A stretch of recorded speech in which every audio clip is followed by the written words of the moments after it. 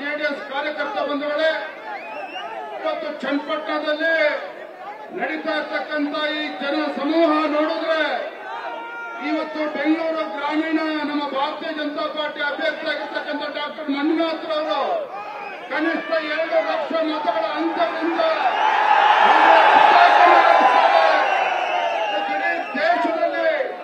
ಇಡೀ ದೇಶದಲ್ಲಿ ನರೇಂದ್ರ ಮೋದಿಜಿ ಪರವಾದಂತ ಒಂದು ಅಲೆ ಎದ್ದಿರ್ತಕ್ಕಂಥ ಸಂದರ್ಭದಲ್ಲಿ ಕರ್ನಾಟಕ ರಾಜ್ಯದಲ್ಲಿ ಯಾವತ್ತು ಬಿಜೆಪಿ ಮತ್ತು ಜೆಡಿಎಸ್ ಪಕ್ಷ ಒಂದಾಗಿ ಒಂದೇ ವೇದಿಕೆಯಲ್ಲಿ ಬಂದಂತ ಅವತ್ತೇ ರಾಜ್ಯದಲ್ಲಿ ಕಾಂಗ್ರೆಸ್ ಪಕ್ಷ ಅಡ್ರೆಸ್ ಇದ್ದಂತೆ ಆಗಿದೆ. ಕಾಂಗ್ರೆಸ್ ಪಕ್ಷಕ್ಕೆ ಹತಾಶರಾಗಿದ್ದಾರೆ. ರಾಜ್ಯದ ಮುಖ್ಯಮಂತ್ರಿಗಳಿಗೆ ಇವತ್ತು ನಿದ್ದೆ ಬರ್ತಾ ಇಲ್ಲ.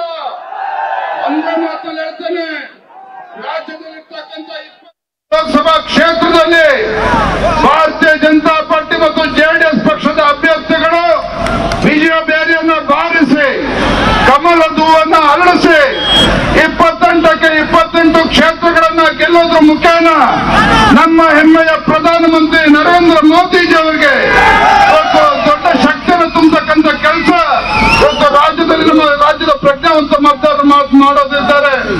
ಒಂದೇ ಮಾತನ್ನು ಹೇಳ್ತೇನೆ, ರಾಜ್ಯದ ಜನರು ಬೇಸತ್ತು ಹೋಗಿದ್ದಾರೆ ರಾಜ್ಯ ಕಾಂಗ್ರೆಸ್ ಸರ್ಕಾರದ ವಿರುದ್ಧ. ಇವತ್ತು ರಾಜ್ಯದಲ್ಲಿ ಇವತ್ತು ಅಭಿವೃದ್ಧಿಯನ್ನ ಮಾಡದೇ ಇರತಕ್ಕಂಥ ಕಾಂಗ್ರೆಸ್ ಸರ್ಕಾರದ ವಿರುದ್ಧ ಬೇಸತ್ತಿರ್ತಕ್ಕಂಥ ರಾಜ್ಯದ ಮತದಾರರು ಮುಂದಿನ ಲೋಕಸಭಾ ಚುನಾವಣೆಯಲ್ಲಿ ಈ ದುಷ್ಟ ಕಾಂಗ್ರೆಸ್ ಸರ್ಕಾರಕ್ಕೆ ತಕ್ಕ ಉತ್ತರವನ್ನು ನೀಡ್ತಾರೆ. ಯಾವ ರೀತಿ ನೀಡ್ತಾರೆ ಅಂತ ಹೇಳಿದ್ರೆ, ನಮ್ಮ ರಾಜ್ಯದಲ್ಲಿರ್ತಕ್ಕಂಥ ಎಲ್ಲಾ ಕ್ಷೇತ್ರದಲ್ಲೂ ಕೂಡ ಇವತ್ತು ಬಿಜೆಪಿ ಮತ್ತು ಜೆಡಿಎಸ್ ಪಕ್ಷ ಇವತ್ತು ನಾವು ಒಗ್ಗಟ್ಟಾಗಿ ಹೊರಟಿರ್ತಕ್ಕಂಥ ಸಂದರ್ಭದಲ್ಲಿ ಇವತ್ತು ರಾಜ್ಯದ ಮುಖ್ಯಮಂತ್ರಿಗಳಿಗೆ ನಿದ್ದೆ ಬರ್ತಾ ಇಲ್ಲ. ರಾಜ್ಯದ ಉಪಮುಖ್ಯಮಂತ್ರಿಗಳಿಗೂ ಕೂಡ ನಿದ್ದೆ